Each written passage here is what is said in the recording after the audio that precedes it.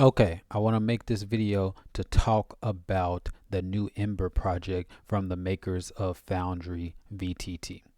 And when I first saw this, I was all like, okay, they're basically doing what I plan to do for the Aetherbound video game. And I'll talk about that more later, but basically, I was in talks with different developers to find someone who could make the game. I wanted to make a game that was similar to I don't want to say Pathfinder Kingmaker or Solasta Crown of the Magister, but basically a 2D game, basics like that. More similar to Dawnsbury Days that was made using the Pathfinder 2nd Edition rule set. But then, as my thoughts developed and I did more research, I wanted it to be more like a virtual tabletop in the sense that anyone could come in and basically add their maps, add their tokens, and basically run a session from that because that's something I can use at the moment since the current VTT that I use is not good enough. For the main reason is that it doesn't have the Aetherbound rule set and it's harder to actually you put the rule set in there versus just using an existing rule set. So right now I use Roll20, which is not as good as Foundry, but I'm using Roll20 because in terms of tokens, it comes with the tokens with of Pathfinder 2nd Edition, which is the base that I use to mold Aetherbound out of. But now that I found out about this Ember project, I plan on switching back to Foundry VTT and just purchasing because now I've actually looked up that Paizo came out with a token pack, and it's great that I'm going back to Foundry because Roll for Combat is pretty much designing Foundry integrations with all of their products that they're releasing, which is good to have everything connected like that. So I do plan on switching back to Foundry. Roll20 was just easier because I didn't want to put in any extra work on top of what I'm already putting in actually developing the system because I have to organize my times like that. But we're going to get into the Ember project because this is exciting. It changes everything and it has a lot of implications. Let's switch. I already met its goal. Now I'm going to talk about this from the perspective of someone who has DM'd 5th edition for about a year and a half, almost 2 years, and is DMing Aetherbound, creating their own system, and who eventually wants to make a game studio. Now, $10,000, I don't understand. I can understand this for the Roll for Combat one because they're making printed books and stuff like that. You're paying for the artwork, but I don't understand how that they have a $10,000 goal for a project like this. Now, what I'm thinking is that they start low and expecting it to just go higher. I don't know, but we're gonna start watching the video first, and I'm gonna skip around. I'm not gonna play the whole video. I'll have a link in the comments about this Kickstarter because later on in the video I'll talk about what I plan because I do plan on backing this later.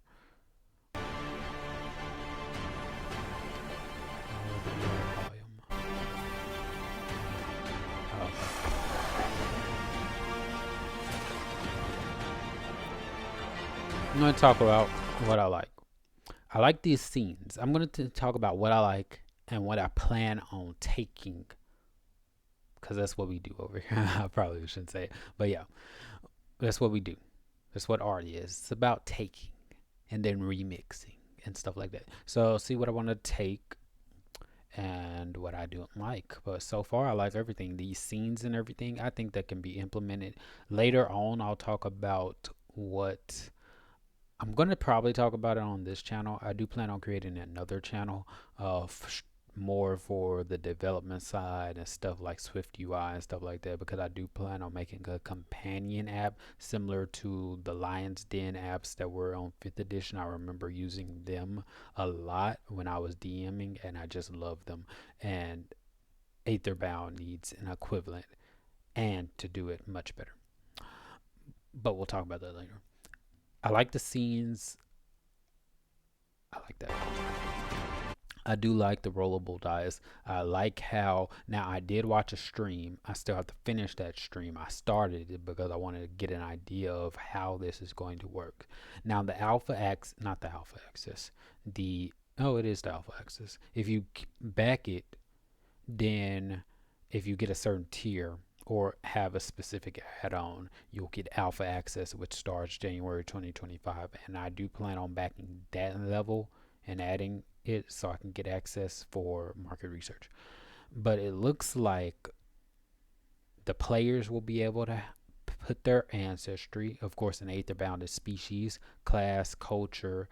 I have to see exactly what the culture is, but I'm pretty sure this is unique to their unique campaign setting with the culture part and the path part and the attunement part. But we'll continue. They've worked on this for 2 years. I'm planning on starting from scratch.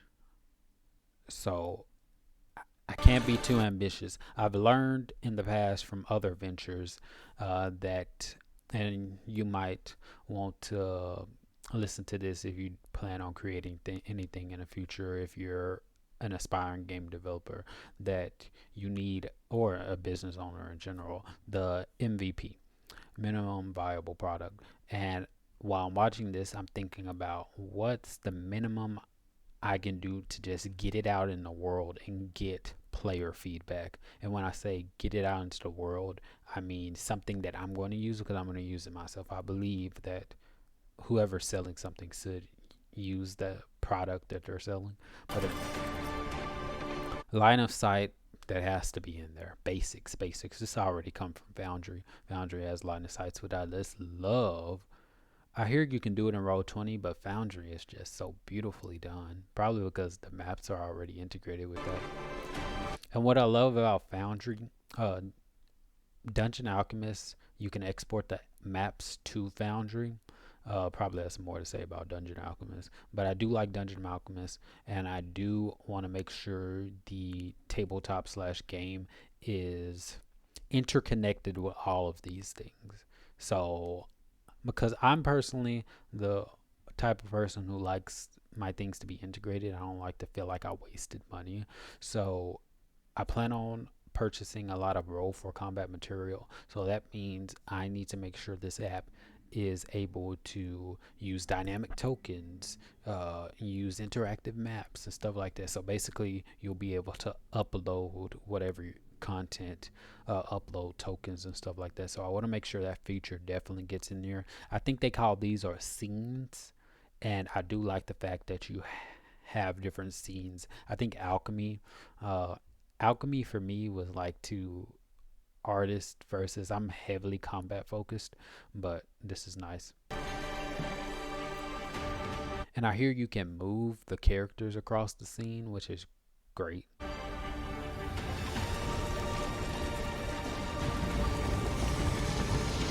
Experience for Foundry Virtual Table. Link We're gonna Cosmology skip play in through it because we Ember. can watch this. I just want to highlight the parts. I like the overland map. I have to see how I'm going to integrate that in the future. Okay. Overland maps, great. Uh, this is something when I'm thinking minimal viable Video product. engine. I think starting out, at least for me, that I will stick to the UI. I just love the UI. I do have to say I love the UI that they have here for Ember, but the UI for the players being able to create their characters, the UI for the DM to craft encounters, do the maps in terms of having combat and stuff, and then the overland map just being there as a feature to add on. And I need to get things together because the developer that I talked to said it's easier to have everything planned out in the beginning, uh, just that way to just lay the groundwork for it to be added later on in the game. Also with this token appearance, this will have to come later on. Also, since I'm pretty sure they have, well, I do know for a fact because I looked at the teams list that they have artists and all that, dedicated artists, and to keep costs low, I don't want to.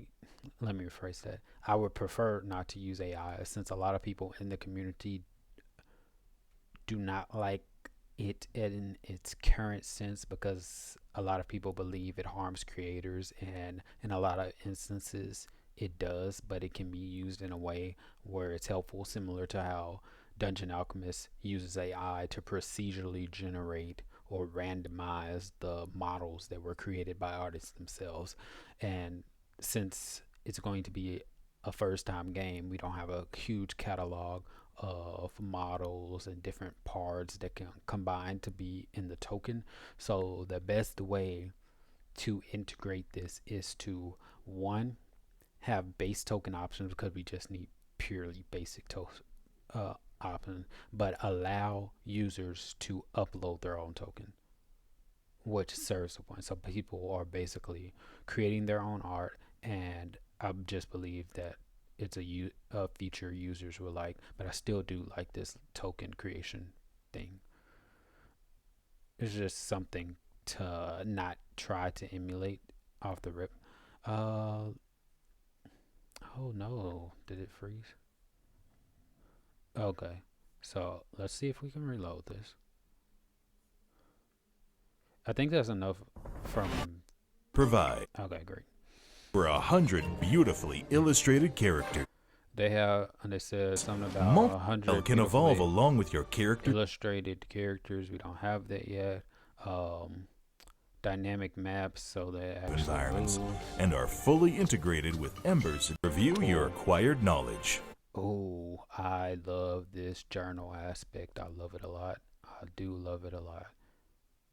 So we Of Ember, definitely need, the beautiful hardcover that will engage your party for hours. and you can create a scene creation type thing.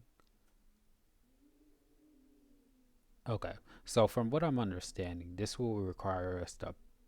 This can be done. I have to look at the cost depending on what, but basically purchasing asset packs to be used in the game and then allowing players to use those asset packs to craft stuff, then that will be something to look at.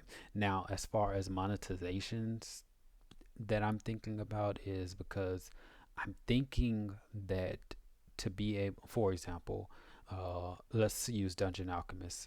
Uh, Based on what I've read, that you, the creators of maps, if they use that system, that they can sell the map they create, and they only pay if they produce more than $100,000. Now, as far as licensing is considered, I'm pretty sure that's because they created their models. I'm thinking that if you purchased an asset pack, but the specific assets, it doesn't say in the content creation thing where you can sell the models. I don't think you can have a game where you can allow people to create a map and then export it and then sell it if they wish. I don't think you can do that. So I have to keep that in account if I do buy an asset pack that allows that thing, similar to like Kenny's asset pack. I'll add a link to that in there too. All of the things I like. I like to add links to things I like. So that's enough for that. Quick, because I don't want this to go too long. I do want to talk about the ones that I was looking at. Okay, first of all, okay, this is what they call it Crucible. Nice name, good name. Usual for RPG scenes, and then they're using Dungeon and Dragon 5th edition. So Pathfinder 2nd edition is not getting that love right now. At least starting off. So me thinking business side, a gap in the market. Anyway, so I wasn't interested in all of this because mainly I just want to play the game. Uh, I really don't care for the setting in and of Excel, and then the other stuff. I already have a Foundry VTT license, so this is I'm not interested. I planned on just getting the base game, but then I thought to myself, when does this come out? Because I don't like paying for stuff that I don't have immediately. So that's why I don't like back a lot of stuff on Kickstarter. This and then that Elemental Storm will be the first two things that I actually back. But they have. This is what I plan on doing after I find out more information, because I think there's like 25 days left. 27 days. Great. Perfect. mega regions, all these things are amazingly designed. Area maps, and it'll be stuff to talk about. So we'll have to see. I'm pretty sure, like when the alpha access comes out, I have to see if they have any rules about talking about it on stream or something like that. But they already have some people playing it, and then they created YouTube video of their session using this, which is interesting. So scrolling down, okay. So they have an extra add-ons, which I plan on doing, the alpha access. So it'll be about $190 to get the alpha access and then the base version. So quite exciting. This is a game changer. This other tab was just the YouTube tab for the video, but we'll talk about this a lot. But thank you.